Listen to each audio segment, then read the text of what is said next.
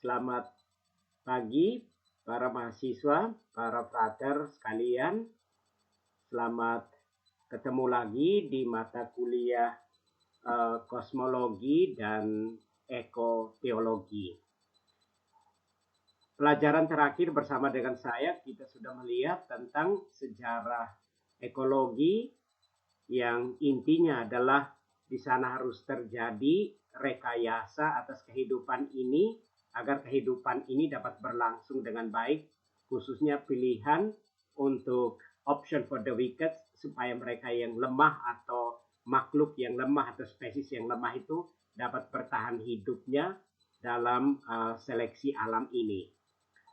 Yang kedua, kita bahas pula mengenai persoalan-persoalan ekologi atau kerusakan ekologi yang disebabkan tentu oleh persoalan-persoalan yang ada. Nah, pada kuliah kita minggu ini kita akan membahas mengenai akar-akar persoalan yang membuat ekologi kita ini menjadi rusak, alam kita ini menjadi rusak.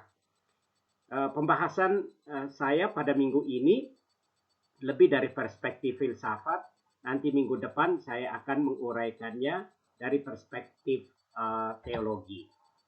Saya mulai dengan persoalan yang menjadi dasar dari seluruhnya adalah persoalan mengenai pemahaman tentang manusia. Saya beri judul, persoalan pertama adalah filsafat manusia. Paham yang ada di dalamnya adalah paham antroposentrisme yang memandang manusia sebagai pusat alam semesta dan hanya manusia yang mempunyai nilai dan berharga pada dirinya sendiri. Sementara alam dan segala isinya yang lain hanya sekedar sarana atau alat untuk memenuhi kepentingan manusia. Jadi pandangan ini diperkuat oleh pandangan filsafat yang ada di dalam seluruh tradisi kita, tradisi pemikiran barat, yang bersumber pada pemahaman atau pandangan dari Aristoteles yang memandang manusia itu sebagai makhluk yang rasional. Artinya manusia ini adalah animale rationale yang memandang manusia itu punya rasio, dan rasio itu yang menempatkan manusia sebagai makhluk yang paling sempurna. Di sisi lain, rasionalitas itu membuat manusia itu menjadi dianggap sebagai puncak dari evolusi yang ada, dan sekaligus juga nanti di dalam teologi lalu dilihat sebagai puncak dari penciptaan yang ada. Dan pandangan ini berpengaruh sangat kuat terhadap seluruh pemahaman kita mengenai manusia. Antropologi Kristiani sangat menempatkan pemahaman macam ini sebagai dasar dari utama atau dasar utama untuk memahami manusia. Yang kedua, dari paham ini lalu muncul pemahaman bahwa manusia ini adalah makhluk yang berelasi, makhluk sosial, namun relasinya itu terutama terbangun atas dasar relasi sesama manusia. Jadi menempatkannya manusia ini punya eksistensi dan identitas diri yang terbentuk dari komunitas manusia saja. Dan persoalan yang ketiga yang akhirnya dimunculkan oleh pemahaman antroposentrisme macam ini adalah bahwa manusia atau hanya manusialah yang beretika.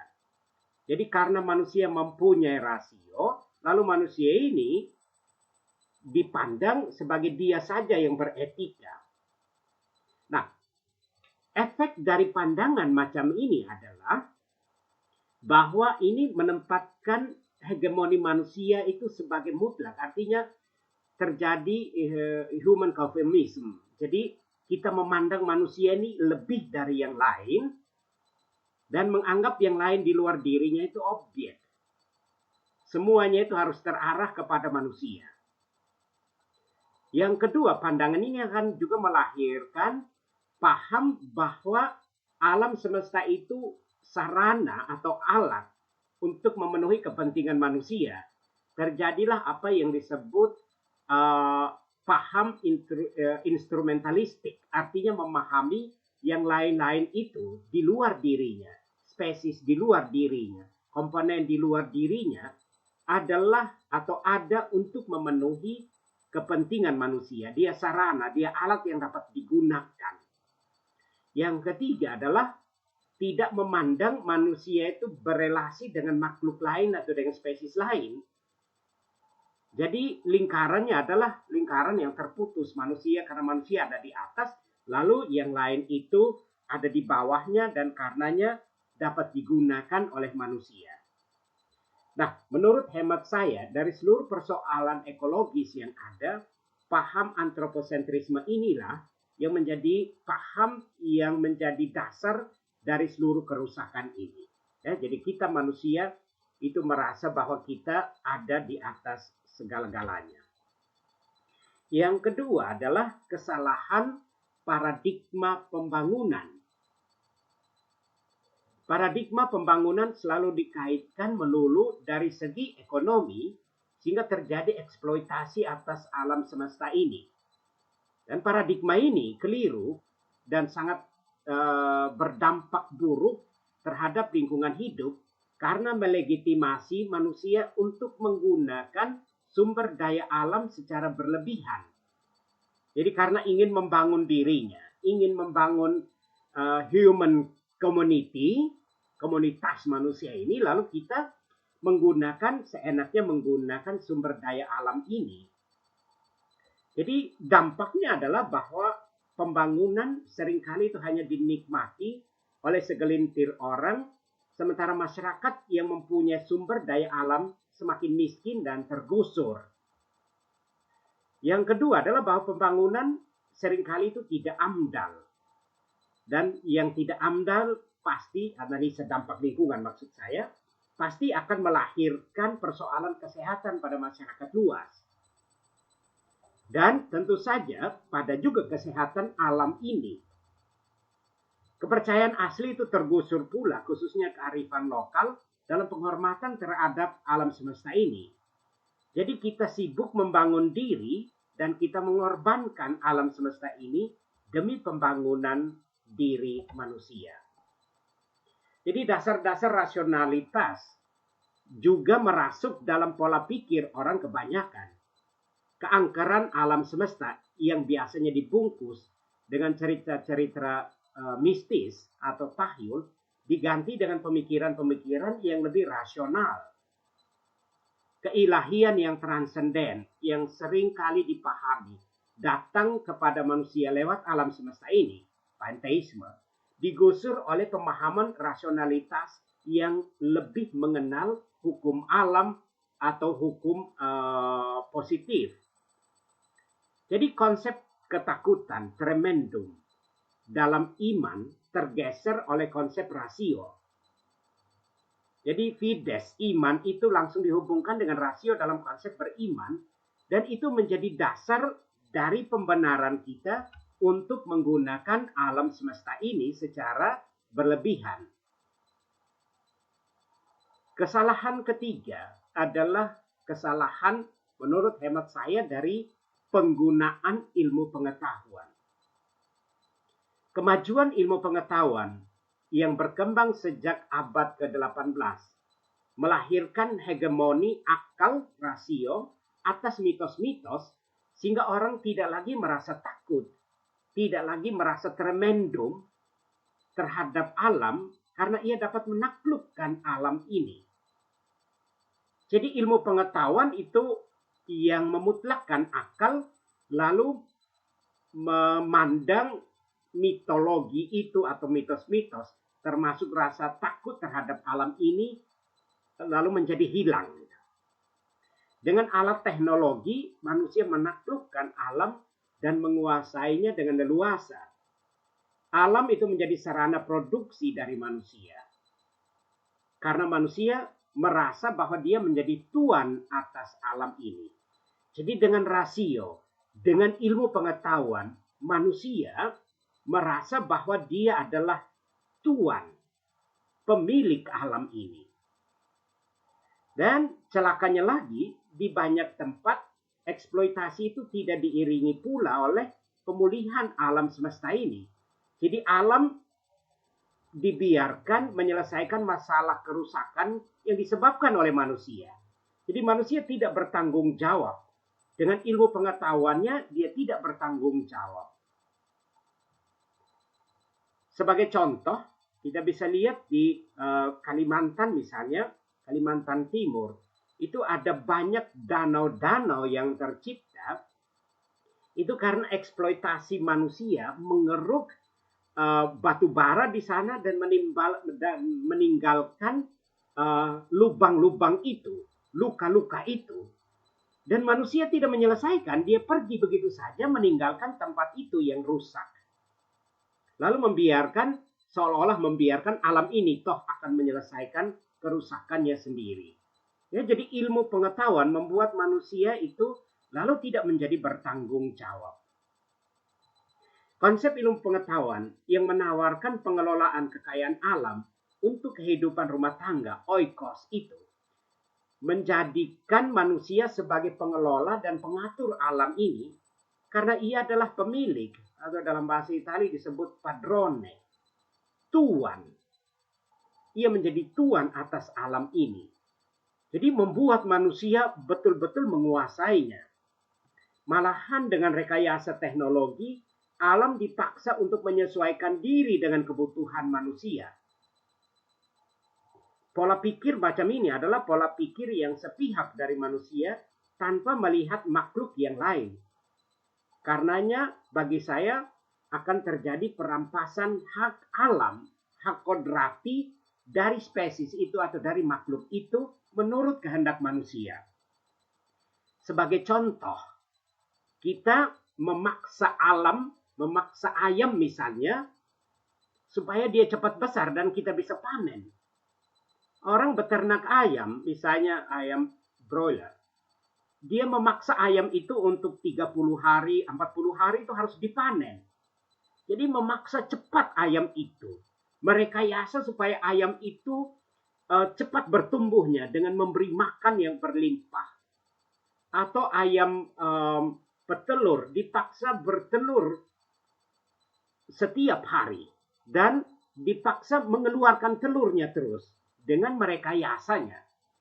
Jadi rekayasa teknologi membuat ayam itu berkembang tidak lagi sesuai dengan kodrat ayamnya atau hak alamiahnya untuk berkembang sebagai ayam yang ada. Atau contoh lain, padi-padi misalnya, dulu padi ditanam kita panen 4-5 bulan atau 6 bulan. Sekarang padi ditanam direkayasa secara teknologi 3 bulan kita sudah bisa panen. Entah dengan memberi pupuk kimia atau dengan teknologi rekayasa apalah gitu ya. Lalu kita memaksa alam ini untuk menyesuaikan diri dengan kebutuhan manusia. Jadi dari segi ekologi menurut hemat saya ini adalah sebuah kesalahan.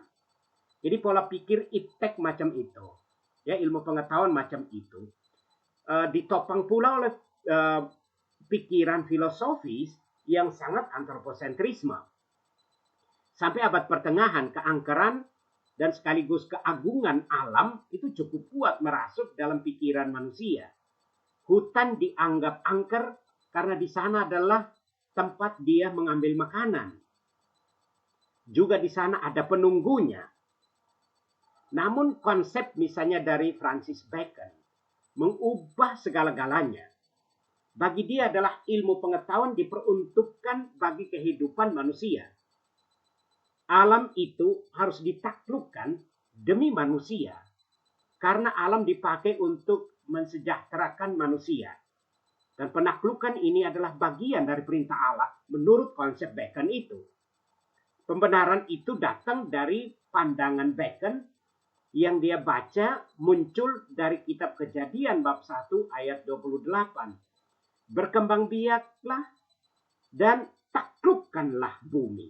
Jadi penaklukan itu menurut Bacon adalah pembenaran atas diri manusia untuk menggunakan alam ini demi kesejahteraan manusia. Jadi ilmu pengetahuan adalah rahmat yang dianugerahkan Allah menurut Bacon dalam pandangannya kepada manusia untuk menguasai kembali alam semesta ini yang terputus oleh akibat dosa di Taman Firdaus. Maka manusia harus menguasai alam ini kembali dengan ilmu pengetahuannya. Dan pemikiran Bacon di atas juga seolah-olah diperkuat oleh pemikiran Descartes yang sangat mengagumkan konsepnya adalah cogito ergo sum. Saya pikir maka saya ada. Dan konsep ini menempatkan manusia sebagai ciptaan terbaik karena mempunyai rasio. Ciptaan lain berada di bawah manusia karena mereka tidak mempunyai rasio. Mereka tidak cogito, tidak berpikir. Sehingga manusia adalah subjek dari segala-galanya karena ia bisa berpikir. Sementara ciptaan yang lain adalah objek dari manusia karena mereka tidak bisa berpikir. Maka sekali lagi, kita manusia jatuh dalam konsep pandangan kita adalah manusia adalah penguasa dan pemilik alam ini. Karena apa? Karena status keberadaan suatu ciptaan ditentukan oleh kemampuan dia untuk berpikir. Manusia menjadi ciptaan yang unggul karena dia mampu berpikir. Dan menurut saya, ini adalah sebuah kesalahan yang memperkuat seluruh antroposentrisme itu, bahwa manusia lagi-lagi dilihat sebagai makhluk yang paling sempurna, karena itu dia mampu atau harus menguasai dan memiliki alam ini. Faktor keempat, perusak dari alam ini adalah faktor ekonomi. Pemicu utama kerusakan lingkungan saat ini adalah faktor ekonomi. Perkembangan ekonomi yang hebat yang dimulai abad ke-19 saat batu bara ditemukan sebagai pembangkit energi menggantikan kayu di dalam industri, dan ini memicu sebuah gerakan ekonomi atau perkembangan ekonomi yang sangat masif. Penemuan ini memicu eksploitasi besar-besaran yang sangat berdampak pada pencemaran lingkungan. Sistem ekonomi liberalisme yang didasarkan pada usaha dan pasar bebas itu mendorong orang untuk bekerja keras dan memperoleh keuntungan sebesar-besarnya dengan hanya mengorbankan barang sekecil-kecilnya. Dan usaha ini mengarah kepada penggunaan sumber daya alam, bahan mentah, dan kekayaan biota lainnya secara maksimal. Dan sudah pasti efek yang dihasilkan adalah bahwa terjadi pencemaran tanah, air, dan udara. Malahan alam ini menjadi rusak. Jadi sistem ekonomi yang menekankan orang harus bekerja keras untuk memperoleh keuntungan yang besar-besar itu sebesar-besarnya, lalu terjadi pengerukan atas sumber daya alam ini secara masif. Dunia ketiga atau dunia sedang berkembang yang menjadi sasaran eksploitasi itu paling sangat mengalami dampak itu. Alih-alih kemakmuran yang didapat, malah kemiskinan yang diterima. Dan itu adalah bahasa dari ensiklik Populorum Progressio nomor 4. Yang kemudian dia sebut itu sebagai pemiskinan. Artinya yang terjadi di dalam dunia ini adalah pemiskinan, termasuk juga pemiskinan terhadap sumber daya alam karena manusia melakukan eksploitasi. Pemikiran Adam Smith kiranya mempercepat proses perusakan alam itu.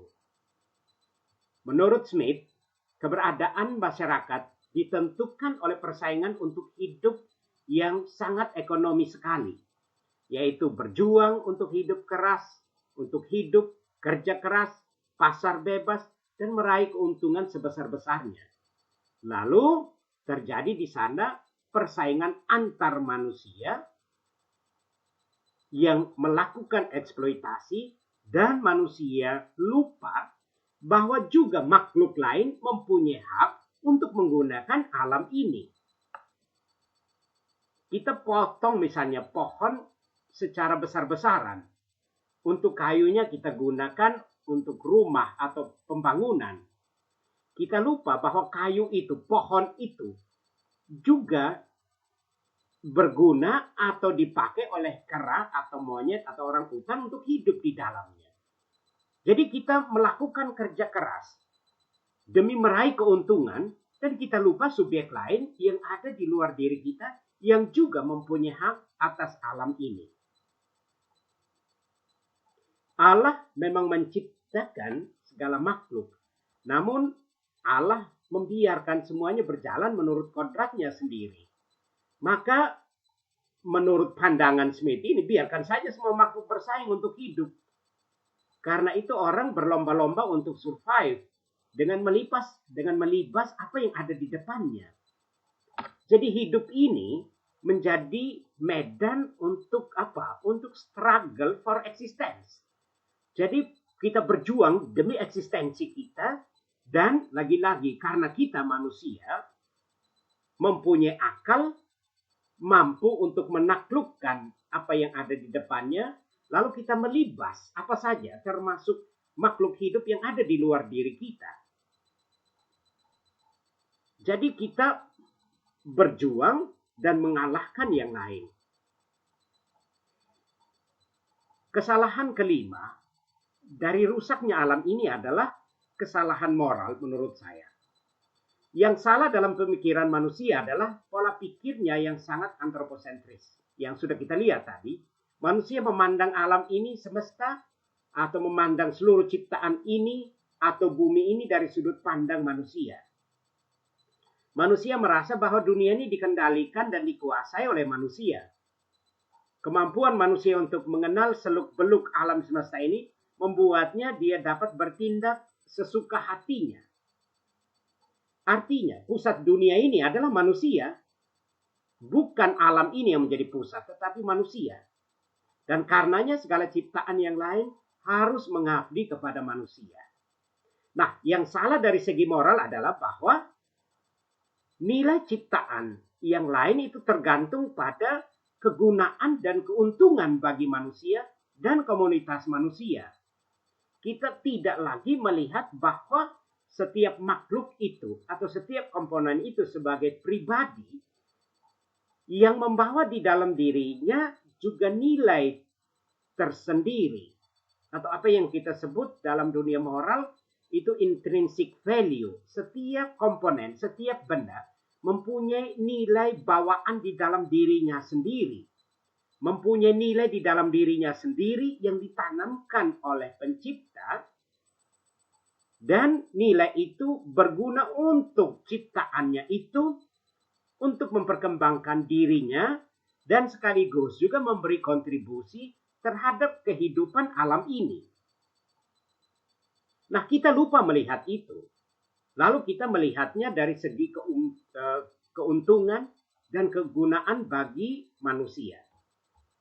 Pandangan yang sangat utilitaristis ini dan instrumentalistis ini sepertinya akan berujung juga kepada sikap dasar manusia rakus. Lalu melakukan eksploitasi terhadap alam semesta ini.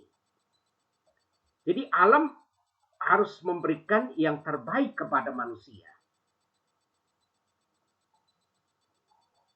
Seleksi alam itu yang biasa terjadi berubah menjadi seleksi yang dibuat oleh manusia. Apa yang menguntungkan manusia akan dipelihara demi kesejahteraan manusia, sedangkan apa yang tidak menguntungkan manusia itu dimusnahkan. Inilah kesalahan moral etika dari manusia. Manusia menjadi rakus dan bersifat arogan terhadap alam ini. Persoalan yang keenam bagi hemat saya adalah lemahnya tata kelola pemerintah. Kebijakan pemerintah dalam mengelola alam terbilang buruk menurut saya karena kebijakan pembangunan tidak disertai oleh kebijakan dalam mengelola kebijakan publik secara ekologis. Banyak pembangunan atau atas nama pembangunan lalu hutan dibuka, hutan dibabat habis, tanah dieksploitasi begitu saja, penggalian ini itu. Jadi kita tidak punya kebijakan ekonomi atau kebijakan publik itu yang dilihat dari sudut pandang ekologis. Studi AMDAL misalnya untuk sebuah bangunan atau apapun tidak dilakukan. Yang kedua adalah juga bahwa hukum kita itu tidak ditegakkan tatkala berhadapan dengan perusakan lingkungan hidup. Banyak persoalan-persoalan lingkungan hidup yang begitu saja tidak ditindaklanjuti atau tidak dilihat, ditindak secara tegas. Juga praktek KKN dalam mengelola alam itu masih sangat terlihat, ya.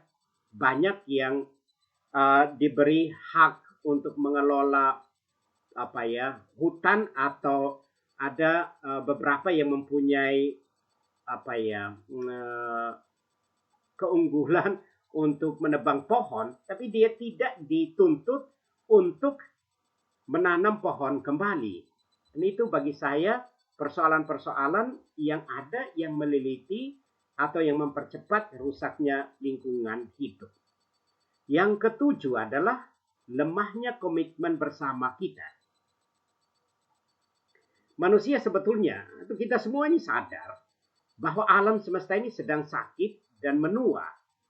Namun kita manusia lemah dalam menyelamatkan alam semesta ini. Gerakan-gerakan penyelamatan alam banyak bermunculan, namun lemah dalam menjaga kelangsungan gerakan ini. Taruhlah misalnya kita di fakultas. Dulu kita mengundang Romo Andang untuk memberikan seminar dengan tema yang dia bawakan adalah mengubah sampah menjadi berkat. Kita setelah seminar itu melakukan gerakan-gerakan untuk menyelamatkan alam ini. Ada pemilahan sampah di tiap konflik, di tiap asrama.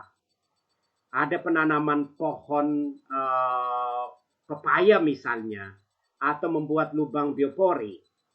Tapi semua itu hanya berlangsung sebentar saja. Seminggu, 2 minggu, lalu kemudian gerakan itu mati. Jadi kita tidak punya komitmen bersama untuk maintenance, untuk menjaga kelangsungan dari penyelamatan kita itu, dari usaha-usaha kita itu. Jadi kita manusia sadar bahwa kita salah, namun kita tetap melakukan kesalahan itu. Dan disitulah Laudato Si akhirnya akan menuntut kita manusia untuk melakukan pertobatan ekologis. Baik para frater mahasiswa sekalian, itu pembahasan kita mengenai persoalan-persoalan yang meliliti atau yang menjadi akar dari seluruh persoalan ekologis yang ada, ya. Jadi bagi saya ada 2 dasar pokok yang betul-betul merusak alam ini, yaitu pandangan antroposentrisme, manusia pusat segala-galanya, dan yang kedua adalah ekonomi. Bahwa kita melihat alam ini dari sudut pandang ekonomi, dan karenanya kita melakukan eksploitasi besar-besaran supaya alam ini memberikan kepada manusia kesejahteraan. Sekian kuliah kita hari ini. Semoga semuanya sehat-sehat dan juga dapat mengikuti kuliah ini dengan baik. Sampai ketemu minggu depan, dan minggu depan kita akan membahas persoalan ekologi dari sudut pandang perspektif teologi. Sampai ketemu minggu depan.